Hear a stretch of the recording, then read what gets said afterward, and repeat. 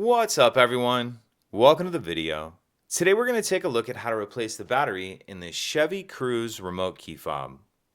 This Chevrolet Cruze key fob is going to use replacement battery CR2032, and I'll put a link in the description box of this video to where you can find these replacement batteries if you're in need.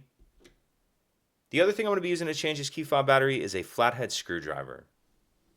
So if we grab our key fob and we hold it with the buttons facing down, and then we take a look down here near the key ring, in the bottom of this back cover, there's this notch right here that I have the end of the screwdriver in. So what you want to do is put your screwdriver in that notch and then pry up on the back cover like that, and then pull the cover the rest of the way off.